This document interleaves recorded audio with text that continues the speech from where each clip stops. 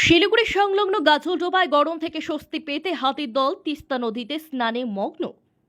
দক্ষিণবঙ্গের সঙ্গে উত্তরবঙ্গের চারিদিকে প্রচন্ড গরম। সকাল 11টা থেকে তাপমাত্রার পারদ চড়তে থাকে। জরুরি কাজ ছাড়া মানুষ বাড়ির বাইরে বের হচ্ছেন না। ডুয়ার্সের তাপমাত্রা 33 থেকে 35 ডিগ্রি সেলসিয়াস। এই গরমের হাত থেকে রেহাই নেই বন্য পশুদেরও। তারাও জঙ্গলের বাইরে বেরিয়ে আসছে দাবাদহের হাত থেকে রেহাই পেতে। দলে দলে হাতি তিস্তা নদীর জলে নেমে পড়েছে। একটা দুইটা হাতি নয়, এক পাল হাতি জলে নেমে আরামে গা ভিজিয়ে নিচ্ছে। এদিন এইরকম ছবি ধরা পড়ল। দেখা গেল গাজলডোবা তিস্তা নদী দুধারে বৈকুণ্ঠপুর জঙ্গলে সকাল থেকে বিকেল পর্যন্ত নদীতে গা ভাসিয়ে চলছে স্নান। জল থেকে পাড়ে ওঠার নাম নেই।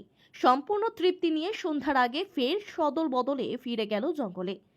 গরমের জ্বালায় নাজেহাল দশা। ভয়াবহ পরিস্থিতি তৈরি হয়েছে গোটা দক্ষিণবঙ্গে। বুধবার থেকে ফের বাড়বে চড়বে পারদ, শুরু হবে তাপপ্রবাহ। বৃহস্পতিবার ফের তাপপ্রবাহের লাল সতর্কবার্তা 2 মেদিনীপুর, পশ্চিম বর্ধমান এবং বাঁকুড়ায়। এমনই পূর্বাভাস আবহাওয়া দপ্তরে।